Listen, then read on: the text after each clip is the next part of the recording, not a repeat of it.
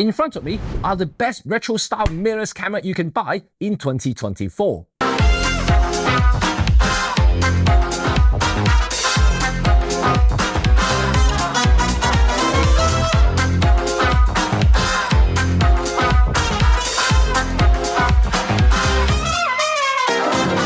Hi, it's Jimmy Cheng here from RED35 and welcome back to my channel. So this video is going to be quite special because I want to summarize everything that I've done in the past, I would say 6 to 7 months in terms of retro style mirrorless cameras that I have reviewed and used. And some of this I actually own myself as well.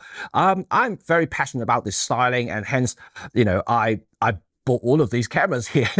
And not only just the look, it's something that I'm quite keen to explore in terms of styling and everything as well. I'm talking about photography wise because I grew up and trained as an analog photographer before I moved to digital. So there are a lot of kind of passions and feelings towards the old analog aesthetics that I really, really like. A lot of my photos that I give to my client these days are actually kind of my way to express that kind of analog aesthetic that I used to have in films. So yeah, this is something that I really enjoy. So I'm trying to share all the information that I have and experience I have in processing these photos for the last 10 years to give it to you guys. And so you can basically explore the similar sort of thing if you are into vintage style photography.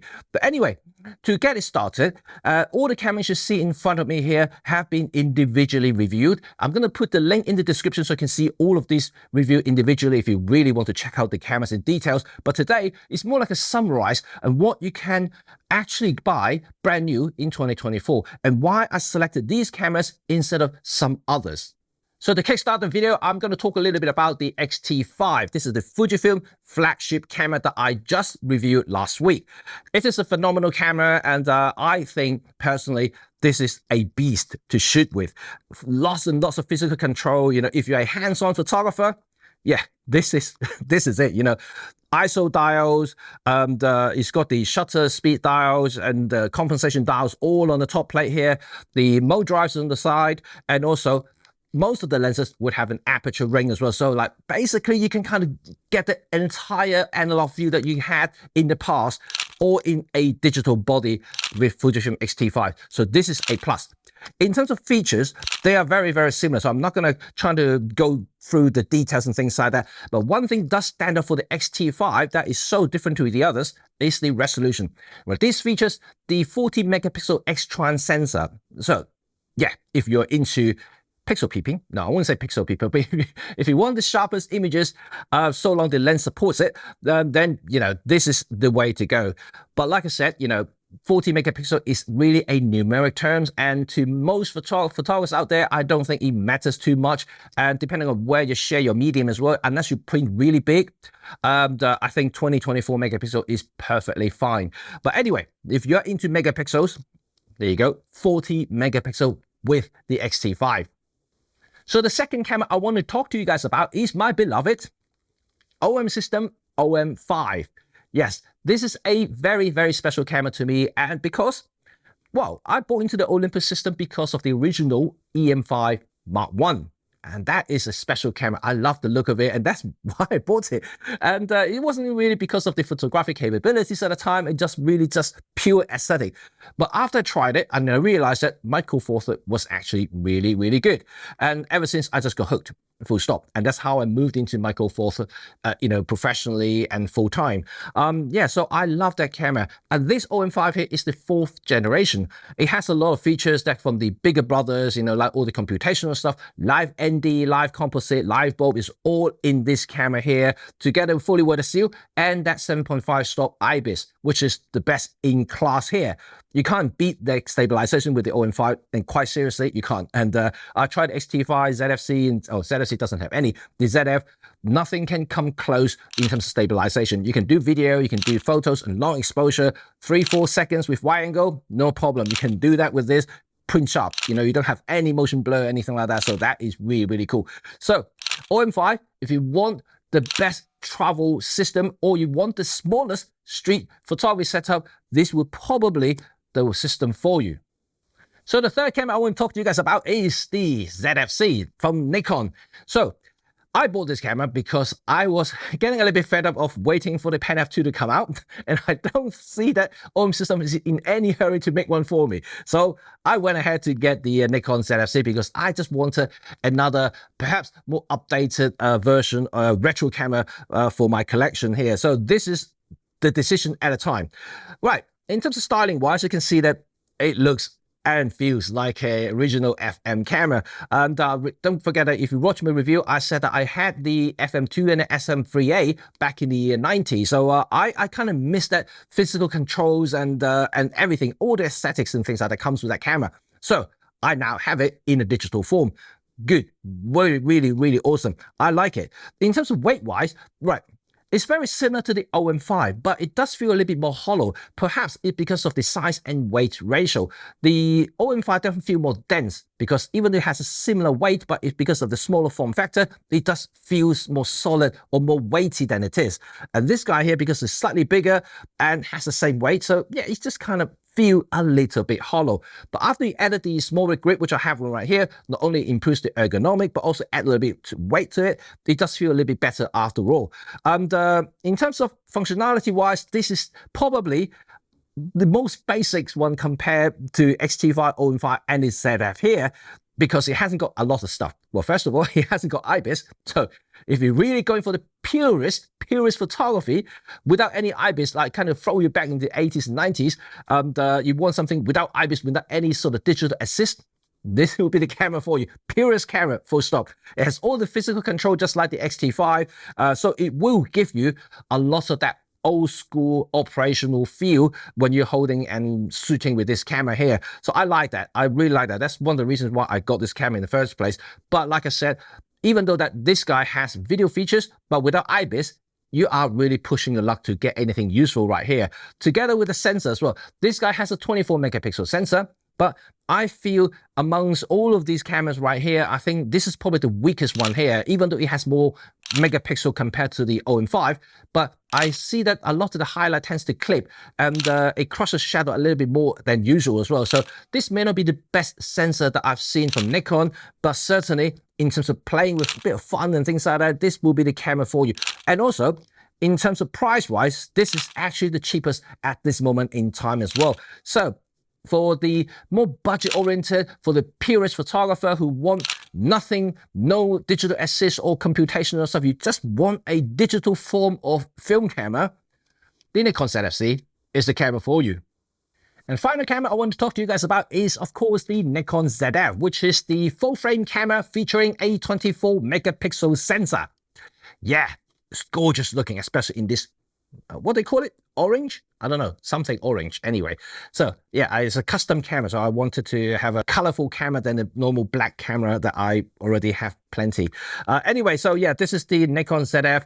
Let's talk a little bit about the weight, size, and price. Well, it is the heaviest, the biggest, and the most expensive. But it is, to me at least, it's the most rounded camera across all the cameras right here, because it has all the features I told you guys about. Physical controls is all over the place, so it's good. It's a hands-on camera as well. It has a rugged magnesium body and also weather seal. Perfect. I just love it. And in terms of computational photography, nope, it has none. Not like the OM-5. In fact, OM-5 probably the only camera that has any sort of computational stuff here.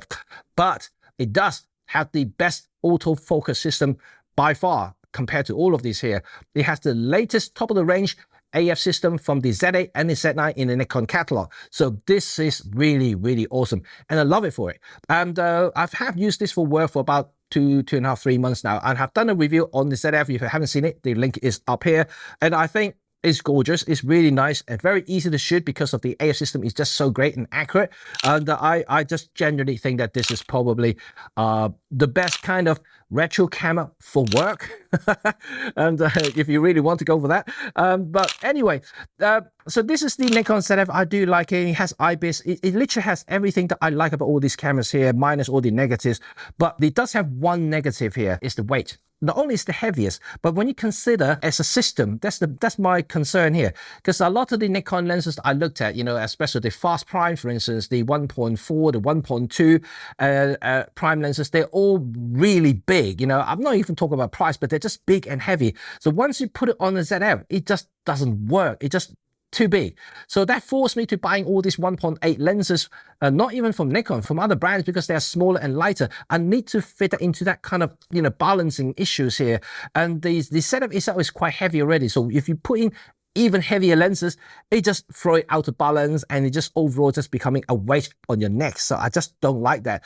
And so that probably the only concern that I would have. Is a great camera on its own. It's great specs. It has everything that I really want, but it just doesn't have any small lenses to go with the ZF, and that would be probably my only concern. But camera-wise, it is actually a very good camera compared to the rest here. And because of that, I would say among these four here, I would rate them, if I take it to work, this. If I want to just have one lens to go out, if I don't mind the weight, this. If I want the best kind of all-round image quality, this. If I want the highest resolution and I like a little bit nostalgia film simulations, X-T5. If I want to travel to rugged places in multi-day hikes and climbing mountains and that, this probably the OM-5 would be my de facto, because it's the lightest and the smallest.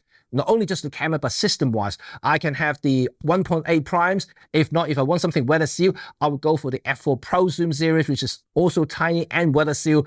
So I can get a whole system that is half the size and weight compared to just maybe a couple of lenses with the full frame ZF here. So that's the difference here. So this would be by far the best travel system that I can have here. The ZF is kind of like the oddball here, right? You know, I mentioned a lot about the ZF and the X-T5 and the OM-5, so I haven't really quite talked about the ZF-C. Right. I did say something when I talked about this camera earlier, is that if you want something that purest, no IBIS, nothing, no computational, no digital assist, this is the camera, right? And also this is the cheapest, by the way. So if you want to just get into the retro styling camera thing, just to play around with, if you don't mind image quality that much, if you don't mind having no IBIS, you just want to have that feel of analog shooting in digital, the ZF-C will be your choice. And I like it in that sense, because if you just want to train yourself as a photographer, I think this is probably the best one for training. Yeah, it's just too pure, you know. And if you're just a guy who enjoyed, you know, the physical control, turning dials and things like that, this is probably a very, very good camera. And also ergonomically, because of the lightweight, it may not feel as a burden as well. So yeah, both physically and also for your wallet. And yeah, so the ZF-C is great for that. But however, it has the same issue as the ZF, because currently Nikon doesn't have any dedicated APS-C primes or smaller lenses that will that is made for the ZF-C. So you're kind of limited in choices when it comes to optics. So you will, again, have to go for third parties like Viltrox, for instance, or maybe even adapting other lenses to the ZF-C right here. So this is probably the only thing about the ZF-C, even though that it looks gorgeous. It's a camera at the end of the day, so it still takes good pictures. But if I have to choose and rate them, this is probably the lowest ranking right here, because you know, all these are better in many, many ways compared to the ZF-C, especially when it comes to the lens choices. This is it. This is my summary for retro styling camera in 2024. I think they are the best retro styling camera that you can buy, definitely for this year anyway. But if I throw in the bonus, just the bonus would be this guy here. This is the OM-1 Mark II. No, not an advertisement. I just want to say that because the OM-1 and the EM-1 for that matter has that old school SLR look. So in a sense, it is a retro styling camera, just not back in the 80s and the 90s like the rest of the guys here. So it is still a good camera, good choice. If you really go for the overall ruggedness and the highest end technology, the OM-1 Mark II is definitely the best technologies right here. It has the best IBIS as well. So very, very good. So that's it, folks. Hope you enjoyed today's videos in the best EDC retro styling digital cameras in 2024. Absolutely. Right. Yes. Let me know your thoughts about all of these cameras that I mentioned in today's videos, and whether you have any question, whether you have intention to buy any of these cameras, whether you had bad experience, good experience, or any of this camera, please let me know in the comment section below. I'm pretty sure the community would like to hear from each other your experience on these cameras as well, because I want to learn about them as well, because I have limited experience in some of these cameras right here, and it's a newbie for Nikon, a newbie for X-T5 or Fujifilm in general. So yeah, I would like to hear from you, your experience as well. But anyway, this is my mission in 2024, is to showcase, to review, to explore, to take you with me in this journey in vintage retro styling digital cameras. Not only cameras, but also photography. Yes, because I will be showcasing how to edit your photos to look like film cameras, because this is something that I think many of you actually questioned me before in some of my previous videos. That you always ask me, how did you get all this look from your digital cameras? And because they look like film. Yeah, I'm going to show you how I did that, and perhaps even I will even show you some of my presets, or I can maybe let you download them as well. So this is something that I enjoy and enthusiastic about. Not only just the look of the camera, of course, it helps when it looks good. I would just more likely to take it out on the street and just, you know, just walk around and feel proud. I'm not that type of person, but yeah, I am. Anyway, I like vintage photography in general, maybe because my background being trained as an analog photographer. I started with film and I love my film stocks. Actually, I still got loads in the fridge, and I have film cameras, just not really showcasing this channel because it's all digital these days, and also cost can be quite significant in the last few years. So I'm kind of slowing down my analog consumption. I'm more into digital, but I still want that look. So this is kind of my mission. This is kind of a mission. Why I want to introduce you to my world of photography is to show you how to do that sort of thing together, of course, with beautiful, pretty looking retro styling digital cameras. That's it. Thank you very much for watching. And if you want to follow me this journey, remember what to do. Thumb and sub this channel, and stay tuned for all my other contents coming up in 2024. So until next time, see you all very soon. Bye for now.